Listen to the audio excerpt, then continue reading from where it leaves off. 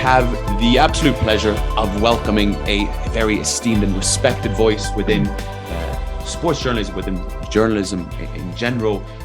So first of all, Rob, thank you so much for taking the time to join us on BroPod here today. Great to join you guys. I was wondering if that description was for me or not. We're very good at hyping our guests here.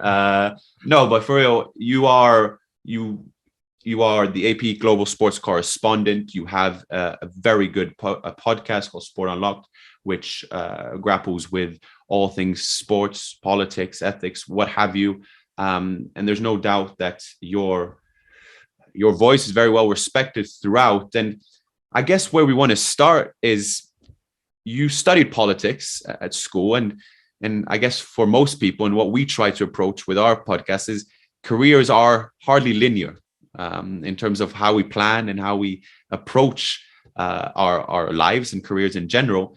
How was the path for you? Was there a calling? And I guess from then, how does it compare from when you started until now? Yeah, I suppose, did I imagine when I was at university doing politics, I'd be doing what I was doing now? Well, not particularly. I knew or hoped to be fully involved in journalism, and it was probably not sports journalism I necessarily expected to be doing. Obviously, someone who, always spent my entire life going to sport, going to football, playing football as well at university and before then.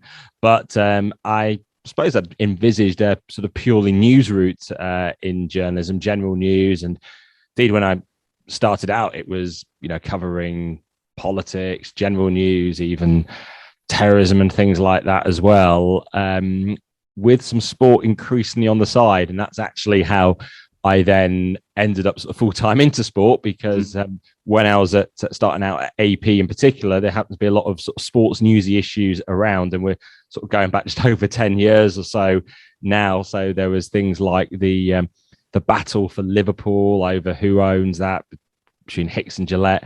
And then it was the period all around the 2010 FIFA votes on the Qatar and Russia World Cups. And I was getting increasingly involved in that at the end of the decade, which was a period I sort of moved permanently sort of covering sports news issues. Because I suppose I realized there was perhaps also fewer journalists sort of covering some of that side of sport as well. Mm-hmm.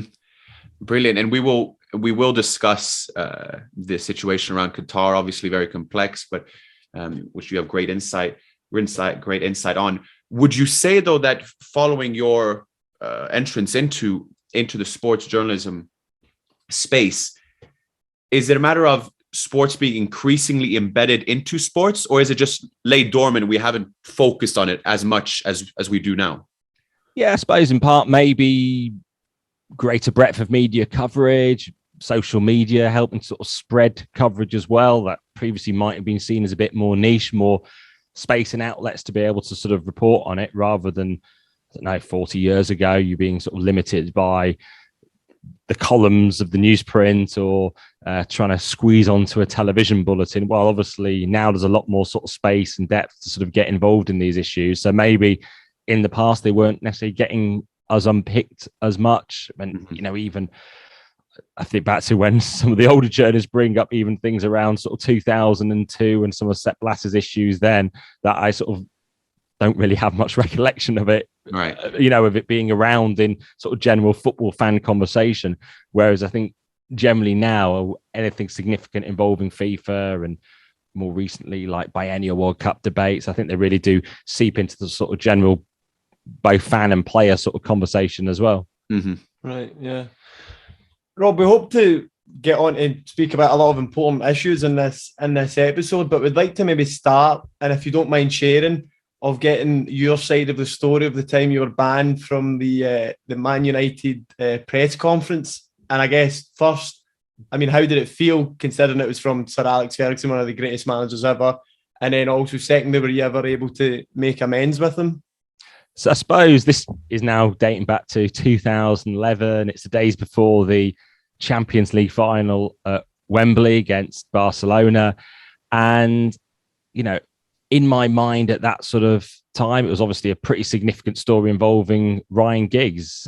He'd just been named in Parliament as the subject of a super injunction. So he tried to sort of keep his affair away from the media. So, first of all, you could look at it as being a completely private story. At one point, he was being speculated about online. We as journalists couldn't name Ryan Giggs. But then this is a story that sort of moved beyond sport and, football generally, because you had a player being named in Parliament like this. And, people would debate the merits. Should he have actually been named? Was it an abuse of parliamentary privilege to name him? But regardless, we're sort of days out from a Champions League final, and Ryan Giggs is front page news. So basically it was unavoidable to actually mention. And I suppose in part because of my news background too, I was thinking, we can't possibly not bring this up. So we were at Carrington United's training ground on the, I think it was the Tuesday of that week. And we're all in there thinking, how do we bring up the issue of Ryan Giggs? And we can't not ask about it. I mean, it would be completely dereliction, not only journalistically, but also it was the thing the public and politicians and everyone was talking about.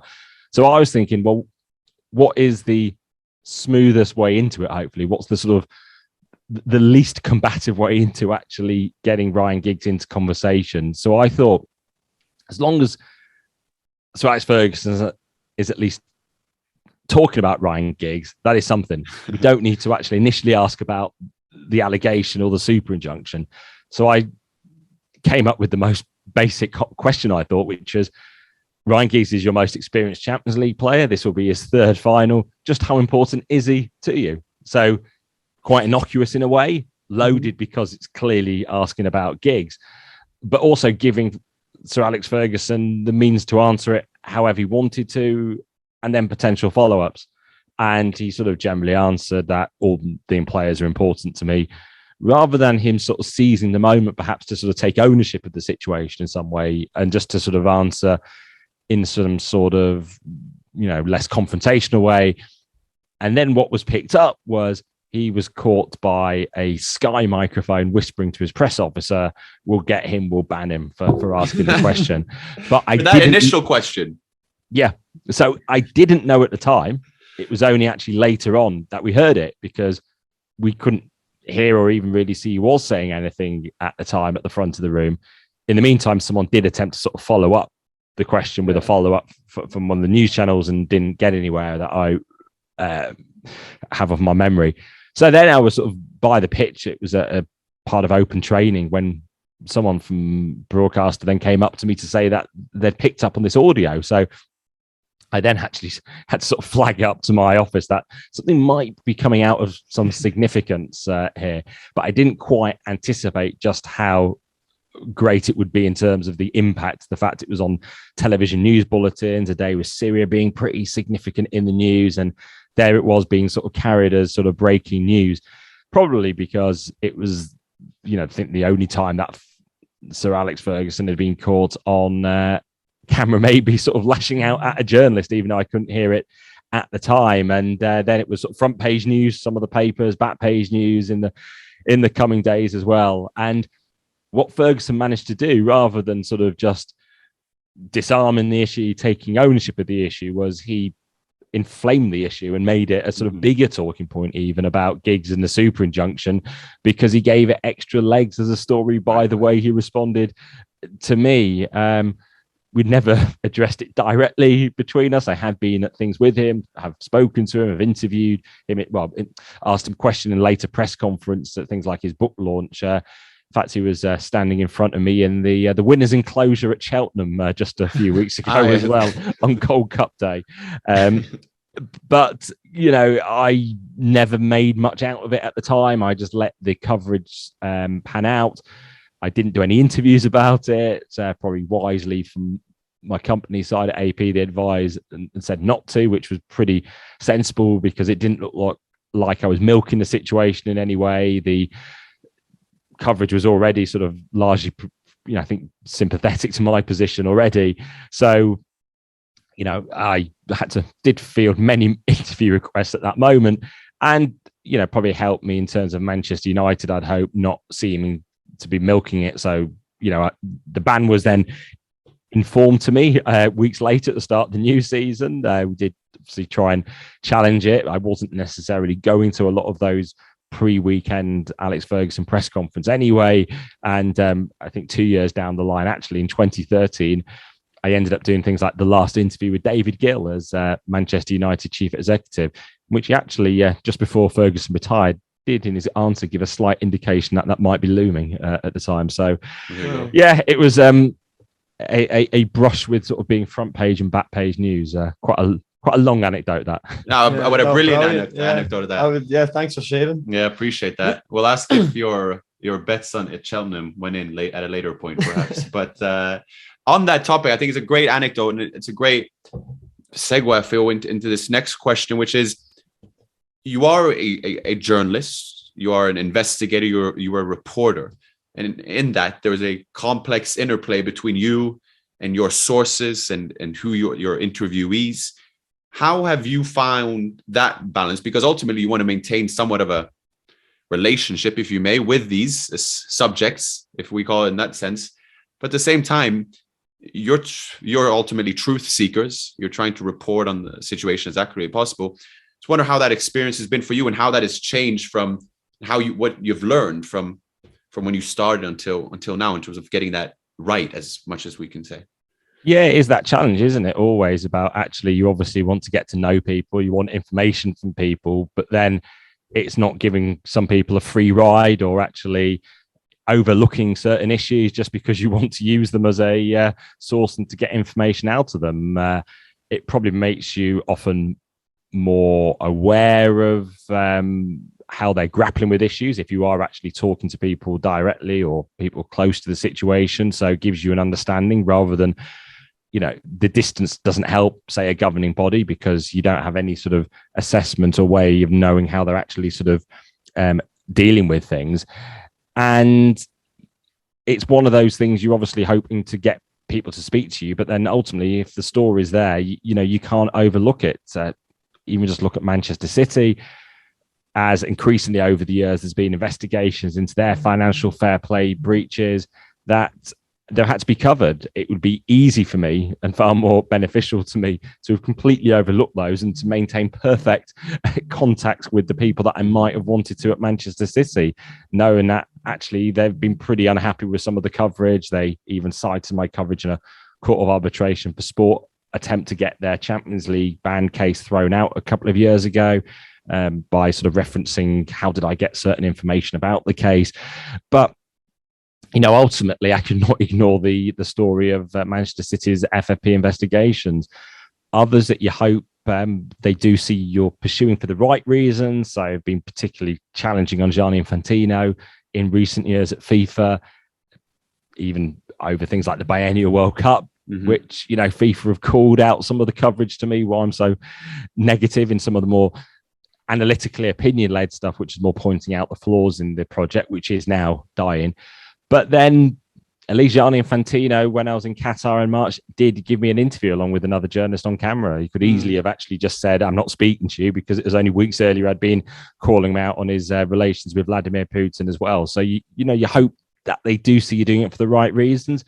But you will get people from places like FIFA calling you out if they do perceive that you're taking a cheap shot on Twitter or something. So it can often be things like tweets that they might sort of get more frustrated by than some of the articles I might do or broadcasts that I might do. So, as I always say, we listen to them and you sort of do judge, actually, was that tweet actually fair? Did you sort of go a bit over the edge? Did it put all sides? Was it sort of on a fair point, or were you just sort of, as they sort of think, taking a cheap shot? Right. So yeah, it's always a balance. Yeah, right. On a similar note, Rob, there's obviously the incident as well of you questioning Pep Guardiola about the Man City violations, and if we take more recent examples, you have Thomas Tuchel getting questioned about Chelsea and Abramovich, and you've got Eddie Howe getting questioned over Newcastle, and managers really coming under intense scrutiny. And I'm wondering, to what degree are managers liable to answering these questions when it comes to the ethical and financial, decisions that are kind of above them? Yeah, that's spot on as well. And it's not over just those decisions. On a completely different level, Antonio Conte was speaking at Spurs a few weeks ago during his period of frustration before going on the winning run, that why was he answering questions about medical matters? Why doesn't the doctor sort of speak instead? And actually, I find you do get that in other clubs and teams, perhaps on the continent, other places outside Europe too. I've been with the German national team where they put the doctor up to talk about injuries, whereas actually so much in English football in particular seems to be focused on the coach. So they're the ones facing questions. It's not the chief executive or the chairman often being there put front and center, when actually some of the questions are more applicable to them. So actually, when I asked Pep Guardiola one of my memorable questions in 2019 around the Champions League final, around the FA Cup final, was I actually started by saying, I know you're not responsible. I know you're not on the board. It's basically to almost give them a get out. What do you say to those who say that your titles are being tainted by the FFP investigations? Because it was the big conversation of the week. So clearly it needed his reaction to it. And, he had to get out. He didn't use it. So I thought, well, actually, since you are answering the question, I will say, well, there is one issue that's unresolved. We have been asking Manchester City about, and it was in reference to Roberto Mancini being shown in the football leagues to have earned more from his consultancy outside of Manchester City than from Manchester City itself, which would be perfectly fine. You just have to tell UEFA and the Premier League around financial fair play compliance. And I just asked if he had any sort of similar consultancy with an Abu Dhabi team. So he didn't react well to it. I've heard nothing back on it from the club at all. Another time I asked a question to Pep Guardiola, which was in 2018 after the League Cup final. It was when he was wearing the yellow ribbon, backing those who'd been arrested, in prison in Catalonia. Yeah. And I just thought at the time he was wearing it, and I was going to do a piece on it, that, basically how does he sort of reconcile that with the fact, obviously, he's working for a club owned by Abu Dhabi, where actually there aren't the political freedoms that he's campaigning for. So that was more just perhaps to see how he grapples with consistent moral positions in that regard. Because there is and you tell me, like, if they realize that and are trying to grapple with it, but there is in that case, there seems to be a moral dissonance in that regard, because it is inherently contradictory in that regard. How do you see it then? How should they be liable? Is it a failure of the front office in terms of putting a coach in that position, or are they complicit through association in the case of the coaches? Probably helps some clubs, the fact that coaches who might only be there for a short amount of time take the heat. So they probably won't be there in a few years, but maybe the chief executive or chair people are. So it's a way of actually them avoiding that particular spotlight. Even say times like during the first lockdown, when all sports shut down and we didn't hear from some people, often from clubs, yet Brighton sort of led the way in England with Paul Barber as the top executive, being front and center and doing almost weekly Zoom calls at the time with the media. We weren't getting that from any other club, and it meant he actually became the sort of voice and face of the Premier League at times. And I did do a piece on that, almost praising him sort of fronting up and actually speaking up at a time we were sort of not getting many answers from around football, and it became particularly divisive as well over whether to return to play, would it be safe or not. So obviously, ideally, we always want to hear from the decision makers, and then it's the pressure put on players as well, often to sort of speak out. And we're getting it a lot at Chelsea at the moment, where they're being asked about the uncertainty around the future ownership over Roman Abramovich. How much is it for them to sort of speak? And I think actually Thomas Tuchel has handled it pretty well, often by saying something while saying nothing. And by that, I mean, he sounded like he's answering, he's giving a sort of engaging answer, receptive to the question and not ignoring the issues, while actually managing to avoid giving anything away, not saying anything about demanding a hastening of the sale or who's coming in or not, but at least not shutting down media questions. Right. I'd be curious from a macro, larger perspective. in the wake of now, obviously, with the war in Ukraine and the implications that has had for Russian investors, most notably Abramovich and Chelsea, there are also increasing amount of questions around the separation of the state and any sporting institution, whether that be a club or that being governing bodies. Obviously, you have the Qatar ownership of PSG, United Arab Emirates for Manchester City. What is the status of these governing bodies? When we're having these discussions, which I feel are more pertinent than ever before, are there foundations, and dare I say questionable foundations at time? Are they being eroded? Are they being weakened? Or are they being strengthened as the people in these positions with a lot of different hats on are trying to secure their positions, so to speak?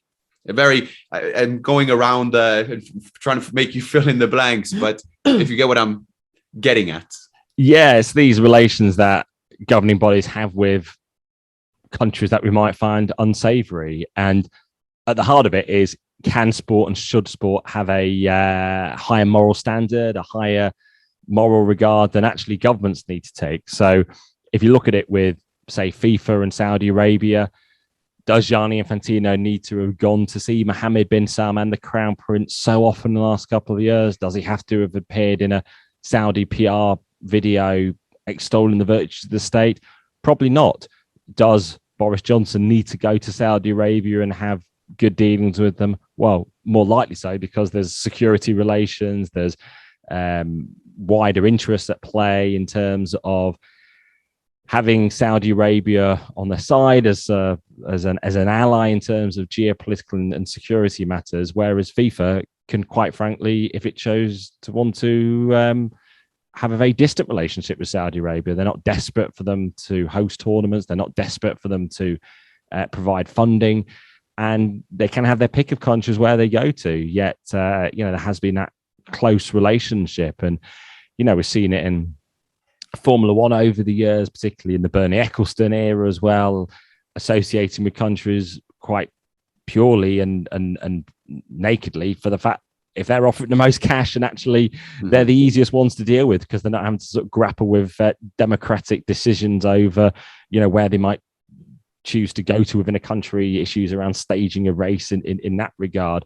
And, sport, at least in terms of FIFA's sake, has actually implemented supposed higher human rights standards. They're not always applied to all tournaments. And I suppose at the heart of it, we see players put in a difficult situation, particularly around the Qatar World Cup, over just what they say. And it's a decision that players had no say in. The FIFA Executive Committee at the time in 2010, the FIFA Congress now, which takes those World Cup decisions, has no involvement from players. There's no FIFA say in that process, even though the tournaments would be nothing without the participants, and they do need the players to be on board. Mm-hmm. It's funny that you mentioned the players there, because I think a few weeks ago with the last international break, there were reports coming out the England camp that the team were having a meeting to discuss their stance over Qatar. And I can remember reading it and thinking, well, unless they're going to boycott the tournament, there's really no stance they can take. If they're going to the tournament to participate, any kind of stance that they would take at the tournament, if it was a statement or, I don't know, T-shirts or whatever, it would kind of come across as a kind of token gesture or virtue signaling. And I'm not, having a go at the players there, because like you said, I think they're in an incredibly difficult situation. I don't think it would be fair at all to expect them to boycott a World Cup, which is the epitome of their careers. But I feel like because of the kind of social awareness that we've seen in players in the recent years, and if you just look at England, the English players, for example, with Marcus Rashford campaigning for free school meals, and the English, football taking the knee for Black Lives Matter, it's almost like we're maybe expecting a little bit too much from the players and putting the onus too much on them. And I'm just wondering what your take on that is. Yeah, it is demanding almost in the sense of amnesty, calling for them to take a huge moral position over the location of the World Cup. When Liverpool went to Qatar in 2019, they handled it pretty deftly, I would say. They backed out of the hotel they're due to stay in because they had some concerns over the abuses that might have taken place in the building of it. They also, when they were there, avoided excessive praise in Qatar, almost like they could have been anywhere. So they kept a sort of distant relationship with them because they didn't choose to play in Qatar. Very different from Bayern Munich, choosing to have Qatar Airways as a sponsor, choosing to go to Qatar for winter training. And you've got Bayern Munich shop next to the PSG shop in the Doha airport that I saw when heading back from the World Cup draw. And the FA in England were trying to come up with a response. How would the players react? And for a time they said, well, we've got to qualify first. Now they have qualified. They're sort of dealing with it. I think they are put under a fair degree of pressure from Amnesty, and there might be inconsistencies from Amnesty at time. So they actually were pretty quiet over the Club World Cup in the UAE, with Chelsea winning it in Abu Dhabi in February. Yet there are labor abuses, there are laws that deny freedoms to workers, the kafala system that we've focused on in Qatar being dismantled. And I was asking Amnesty, and they were sort of overlooking, and they'd done no investigations really themselves. And that can sound like whataboutery, like we're trying to sort of shift the blame all around, away from Qatar. But it just shows actually how even a human rights group will decide who do they focus on, where do they put the pressure on. So they weren't demanding Chelsea speak out in the UAE in the way that they are demanding that the FA takes a position and really puts them under pressure. And it puts players in a predicament. If you're Kieran Trippier at Newcastle, if you're bound by an FA position on Qatar, then it makes you open to face questions about the Saudi ownership of Newcastle, how he feels playing for them, given what he's signed up to a position with the England national team. The same, say, with Kyle Walker at Manchester City with the Abu Dhabi ownership. So they end up sort of being placed into this moral position that they then have a challenge maybe of actually being consistent on too. We've obviously seen teams with their sort of human rights T-shirts in World Cup qualifying, some vague and not necessarily directly referencing Qatar, and drawing awareness to it. On the flip side, I would say it's quite, significant as well that particularly around the World Cup draw, we hear Qatar sort of saying, people need to educate themselves more. People need to understand more about our country, thinking people sort of leap into conclusions, unfairly tarnishing them. Yes, they have been doing sort of behind closed door meetings or Zoom calls with national federations. But I can tell you, when the world's media descended on Qatar for the World Cup draw, there was no widespread attempt to educate more or to sit down with the media to say, this is what we've done, this is how we've moved, these are the labour reforms that have been put in place. There's been no attempt to sort of do that with fans more broadly, to sort of try to sort of to inform of the position. Pimp Society can paint on anything you want. Pimp Society is a creative outlet for both you as a customer and then me as a creator. Now you can currently go on the website, fill in a form, and then you'll get, we'll communicate through email.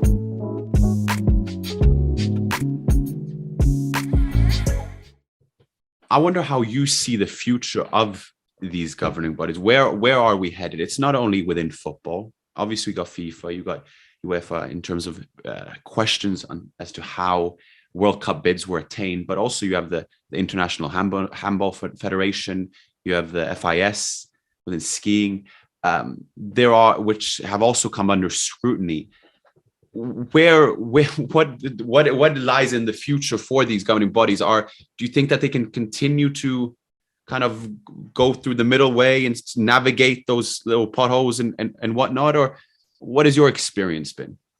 And how often they just manage to escape scrutiny? Some might be very pleased the fact that FIFA and UEFA bear the brunt of the public scorn and the media focus, and they might try to continue quietly in the shadows, knowing their congresses and things like that aren't investigated fully. If you're, some sports, you might only get that attention just before the Olympics when they're in the greater spotlight. But athletes obviously can feel frustrated that their leaders are getting away with it, or accumulating power that denies athletes to say, accumulates power in a way that distorts the way the sport is run, or accumulates wealth or diverts contracts in a particular way, and athletes can feel pretty distant from it, and you get people sort of clinging on to power for years, and those trying to sort of shut down media criticism, and you get organizations like the IOC that seem particularly sort of regal and closed, and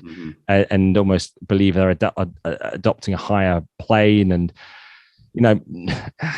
facing very difficult questions over things like how in China during the Winter Olympics they were basically overlooking the abuse of the Uyghur minority, the crackdown on them, and while they might try to extol the virtues of anti-discrimination and things like that, they're completely overlooking why they've gone to China and the abuses being suffered in that country, and they're desperate not to offend their hosts in that regard. And then it puts the athletes in a tricky position as well, that when the Olympics is the pinnacle of the sport, if they don't go, that's the sponsorship they might miss out on as a result of winning Olympic medals, and and to actually achieve their own dreams. And they're being asked to sort of tricky things like, should you boycott it because it's being held in China? And again, it's those human rights questions that that has been sort of beset on some of those decisions.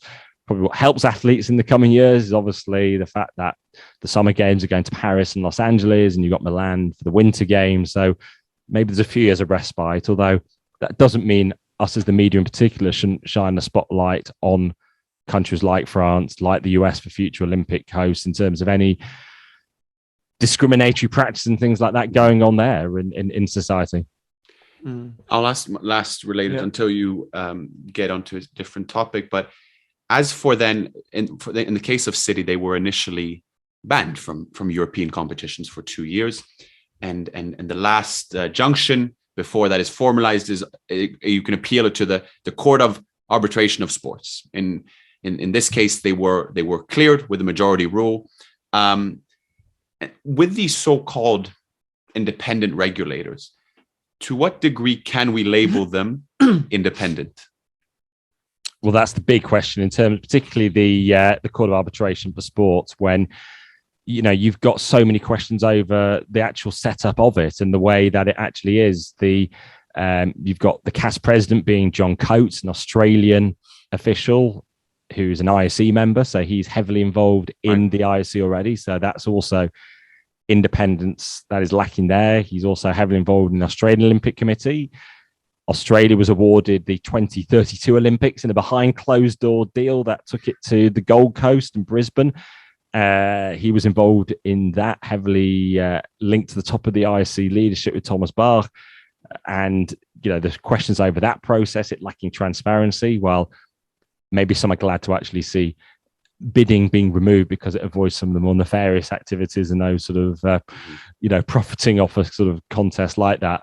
But on CAS, on Manchester City, it has certainly come to be with a lot of people within the game as well, within other teams, over how did UEFA pursue that case when CAS found that their evidence was time barred. So they'd pursued a case that, according to the UEFA regulations, was using information that was too old. But let's remember one thing about this Manchester City case, which some of its own fans might choose to overlook. They were fined 10 million euros. In sports terms, that's pretty significant. And that was fined for obstructing the investigation. They did not want to cooperate. They had a reason to frustrate and block and thwart this investigation to end up with one of the biggest fines you've ever seen. So it wasn't like they did nothing wrong. They also got fined in 2014 over earlier FFP breaches. And what it all ultimately relates to, particularly for anyone listening who's lost track of these cases over the years, is did they inflate the income that they got from Abu Dhabi so they could, from sponsorships associated with their ownership, so they could show the income was there to ensure their ability to comply with FFP around how much they could to limit their losses over the years. And more information comes to life about how money might have been filtered around Abu Dhabi to ensure that actually the income was coming into City. Were they at fair value, the sponsorships, in terms of did they have the true value if they were going to the open market to get a particular sponsorship category? And City have never sort of put themselves up to face questions. They obviously completely deny wrongdoing. They say actually it's effectively media of using hacked or stolen information taken out of context. But certainly those documents do raise some questions over the conduct of officials at the very least, in terms of some of the language of their communication. And one thing as well, and I've been trying to find this, City never chose to speak out against FFP in the sort of the start of the last decade when it was starting to be introduced. They never sort of took a sort of public stand to say actually it's unfair and it's denying the opportunity for a team to sort of rise up and to invest. So they could have actually used their position to oppose the rules from a legitimate stance in terms of it sort of impeding ambition, when other clubs have had the advantage of their status affording the ability to sort of raise that revenue in the previous years, where City have had to sort of obviously grow in the year since the 2008 takeover. And now FFP's on the way out with the new system in place. And in the broader take on financial fair play, it's like, well, does it do anything to make the leagues more competitive? Does it improve competitive balance in terms of who's winning the European competitions? Probably not. Does encourage some more investment to come in there. Who are the big winners maybe from the new reforms? Well, they were largely crafted by those same plotters behind the Super League, and they've managed to succeed despite the fact the Super League was crushed and they were meant to have had their power all reduced. But I suppose it's not all negative. I think we do see some new competitions like the Nations League, like the Conference League, perhaps given the chances for those medium to smaller teams to improve. Things like North Macedonia, obviously, sort of getting right the way through to the end of their qualifying stages for the World Cup. Maybe helped by things like the Nations League that UEFA have introduced, which that ends the question a long way from how it started. Of course, it's so complex, right? There's a lot to question. I'd like to just ask one last question before we maybe move on to a few conclusion ones, and it's on club ownership. And you've mentioned, obviously, we have these kind of maybe unsavoury owners getting involved with the Newcastle, Man City, and Chelsea, and what have it. And I'm wondering if we look at Chelsea's quoted sale price recently at £3 billion, if this is how much clubs are worth, and that's a lot of people argue that's a pretty inflated sale price, but if that's what they're on the market for, and it's probably only going to grow, I'm wondering where do we go in terms of, if you're expecting people to pay this much money for clubs, you're kind of opening it up to unsavoury characters, because how many people have amassed this amount of wealth fairly or ethically? And I'm wondering if there's what your take on how the future looks in terms of, is there a realistic alternative to the way club ownership seems to be going, particularly for the elite clubs? Because if they're willing to spend £3 billion to buy Chelsea, where have they seen the growth? As in, how can they actually increase the revenue to sort of justify that cost, which I think is coming to the heart of what you're saying. And so much depends on TV rights going forward and how much they will sort of not only stay at the level they are but rise. And the Premier League is relying on international TV income for growth at the moment, because it's just flat in the UK. In part because they just rolled over the previous deal.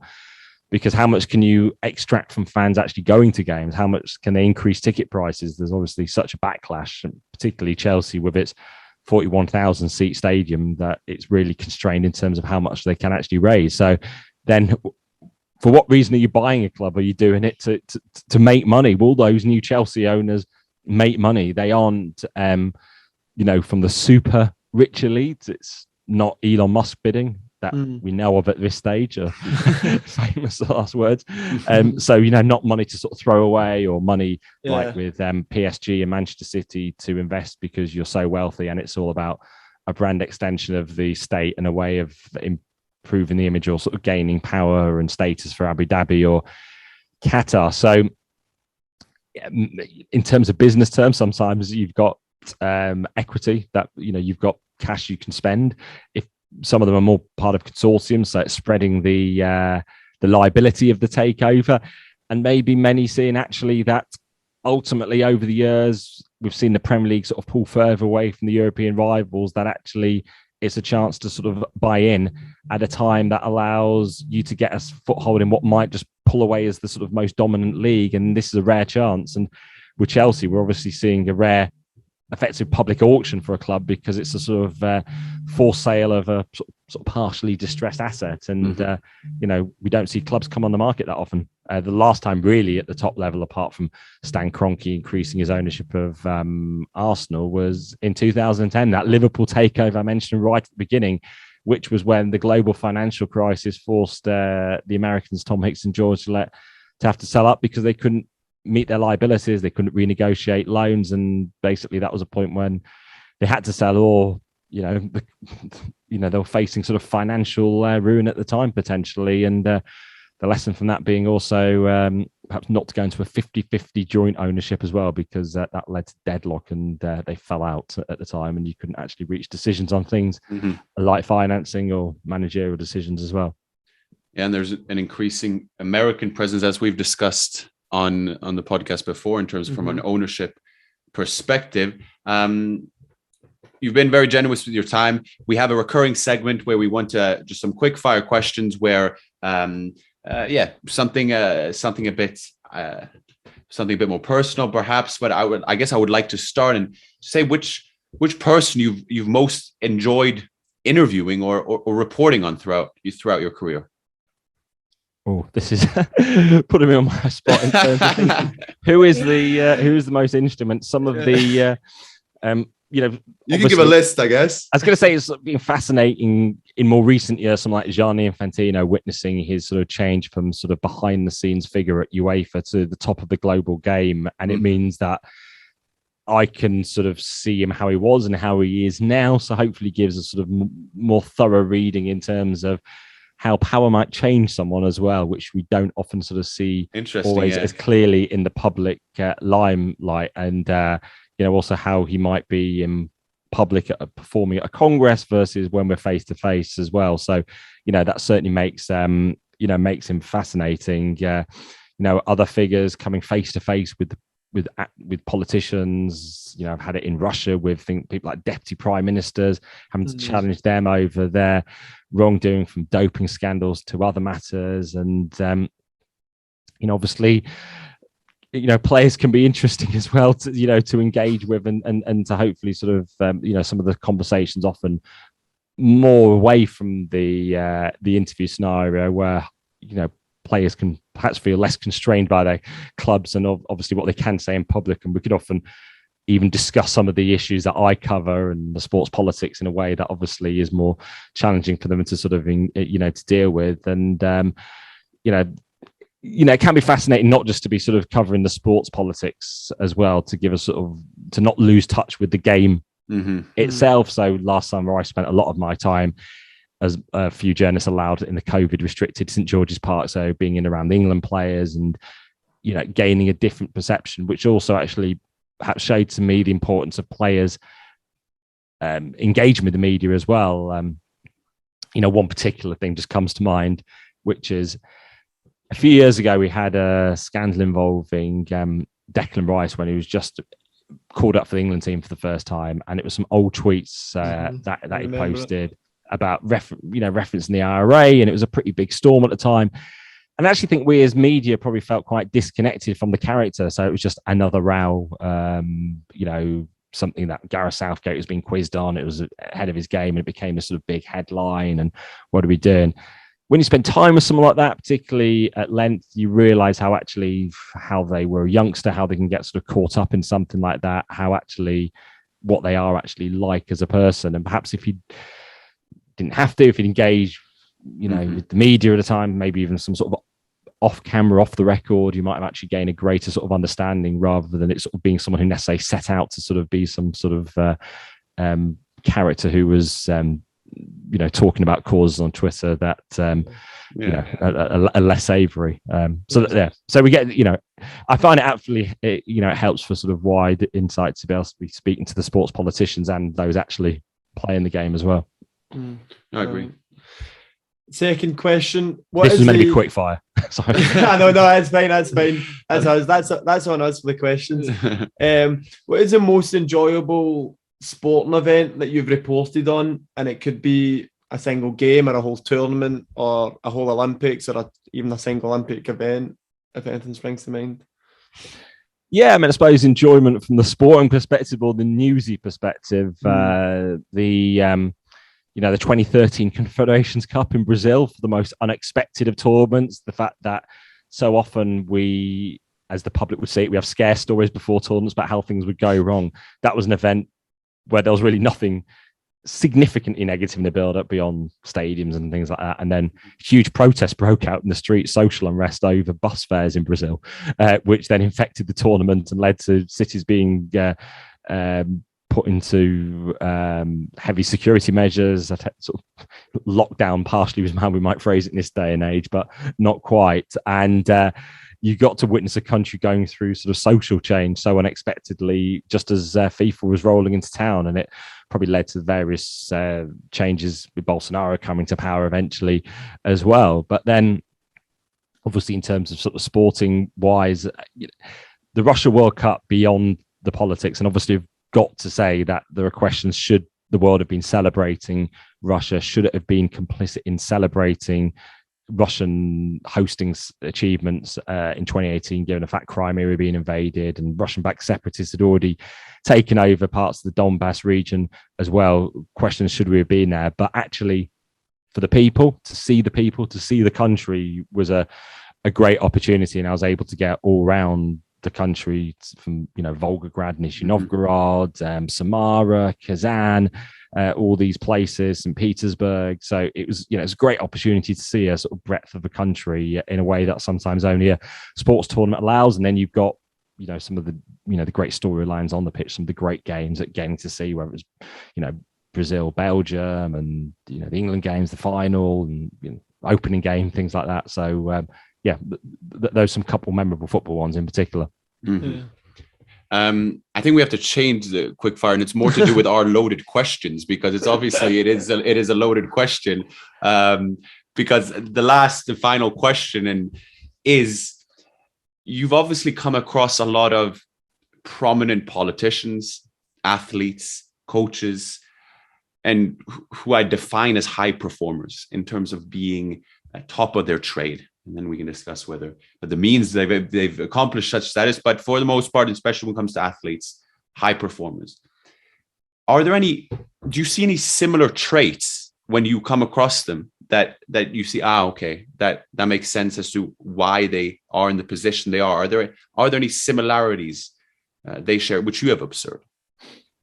Yeah, I mean, obviously you're sort of trying to detect how people maximize, I suppose, their opportunity, their skill, and the places that they've managed to get in, and maybe you sort of observe opportunities wasted, or how they might not be fulfilling the most in their careers. Often some of it is potentially the perception from the outside rather than the reality, but undoubtedly you can tell players who are actually squeezing every ounce of that opportunity and ability to sort of be presented with something and to sort of be so committed to the cause, committed to a team, and to actually try to achieve it. And perhaps those are sort of less so. I mean, whether it's the teams where you get infighting in particular often in, rather than sort of the search for harmony, rather than those who are sort of disgruntled, or sort of the power struggles within teams as well, rather than those actually, I suppose, trying to deliver and trying to sort of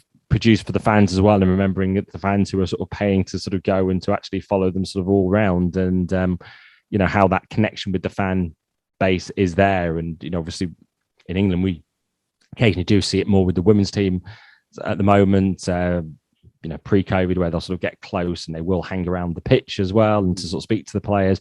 But then I also have this sort of immense sympathy with the players as well in terms of the fan dealings, even for things like actually a fan interaction is difficult, because it could be someone trying to goad a player to get a few seconds clip on social, which is something to go viral, or actually whether it's actually an autograph or selfie hunter who's actually doing it to profiteer for themselves. So that's why, it's really hard, I find, for players, particularly at the top of the Premier League level, to sort of judge those interactions and to sort of, be able to sort of enjoy life and to sort of maintain that. So yeah, I mean, that's just varied observations there in a sort of long-winded way. Rob, we really appreciate you taking the time. I think both Ciaran and myself could have gone on forever in terms of the questions asked when it comes to, especially within sports and politics. I think we take a particular interest in that. But thank you so much for taking the time, Rob. Hope to catch up soon again. Absolutely, great chatting to you. A great pod that you're doing as well. Hopefully, it goes from strength to strength. Appreciate that. We'll try to get to your level soon enough.